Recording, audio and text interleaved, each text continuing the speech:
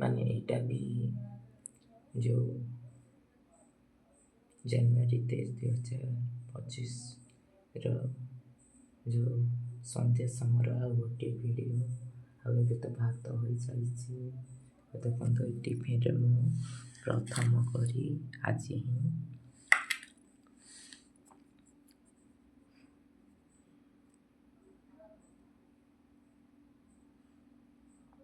ଆଉ ପିଆଜ ଯେଉଁ କାଟିଥିଲେ ସେଇଟା ଆଜି ରାତି ରହିଗଲେ ସକାଳକୁ ନଷ୍ଟ ହୋଇଯିବ, ସେଥିପାଇଁ ମୁଁ ତାକୁ ଖାଇଦେଉଛି ଏଇ ଭାତ ସହ।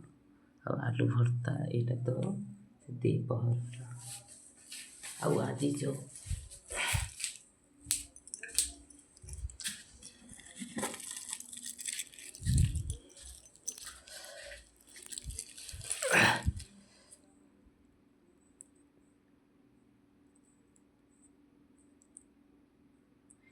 ନେତାଜୀ ଜୟନ୍ତୀ ହୋଇଥିଲା, ସେଇଥିରେ ଏମିତି ଚକୋଲେଟ୍ ଆମ ସାର୍ ଆଣିଥିଲେ। ଆଉ ଅନ୍ୟ ଷ୍ଟୁଡେଣ୍ଟମାନଙ୍କୁ ତ ଦୁଇଟି ଦେଇଥିଲେ, ହେଲେ ମୋତେ 3ଟି ଦେଇଥିଲେ। ଆଉ ମୁଁ ତ ସ୍କୁଲରେ ଭାଷଣ ବି ଦେଇଥିଲି, ଅନ୍ୟ 2 ଜଣ ଷ୍ଟୁଡେଣ୍ଟ ବି ଦେଇଥିଲେ, ଆଉ ସାର୍ ବି ଭାଷଣ ଦେଇଥିଲେ। ଆଉ ବହୁତ ଭଲରେ ପାଳନ କରାହେଲା। ତ ଆଉ ଗୋଟିଏ ଚକୋଲେଟ୍ ମୁଁ ଜଣେ ଏଇ ଗାଁରେ ମୁଁ ଚାଲି ଚାଲି ଆସୁଥିଲି, ଜଣେ ଛୋଟ ଶିଶୁକୁ ଧରିକି ତାଙ୍କ ମା ଠିଆ ହୋଇଥିଲେ। ତ ସେ ଛୋଟ ଶିଶୁକୁ ଦେଖିଲାକୁ ମୁଁ ଗୋଟିଏ ଚକୋଲେଟ୍ ଦେଇଥିଲି। ଆଉ ସିଏ ଖୁସି ବି ହୋଇଗଲେ। ସେ ଛୋଟ ଛୁଆଟା ବହୁତ ହସିଲେ ଯେମିତି ଚକୋଲେଟ୍କୁ ଦେଖି, ସେଇଥିରେ ମୋତେ ବହୁତ ଖୁସି ଲାଗିଲା।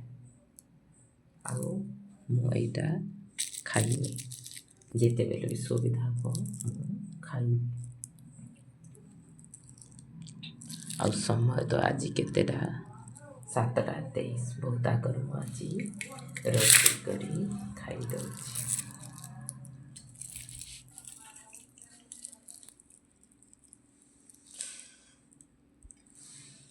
ଏଇଟା ଯେଉଁ କ'ଣ ଦ୍ୱିପହର ଖାଇବାରେ ମୁଁ ଖାଇକି ଯେତେବେଳେ ରହିଯାଇଥିଲା ତାକୁ ଧରିକି ଆଉ ତାପରେ ଖାଇଦେଉଛି। ଖାଲିଟାରେ କାହିଁ ଫିଙ୍ଗିଥାଉ,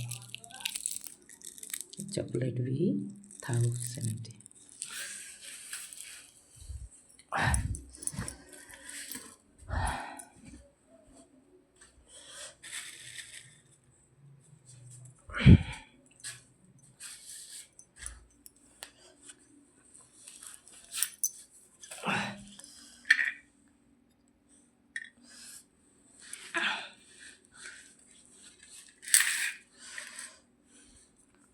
ତାପରେ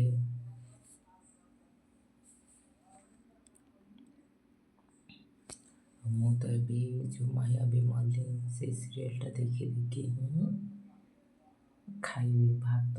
ତାପରେ ଏଇଟା ଭାତଟା ଥଣ୍ଡା ହୋଇଯିବ, ଆଉ ସେଥିପାଇଁ ମୁଁ ଏବେ ଖାଇବା ଆରମ୍ଭ କରିଛି। ଧନ୍ୟବାଦ।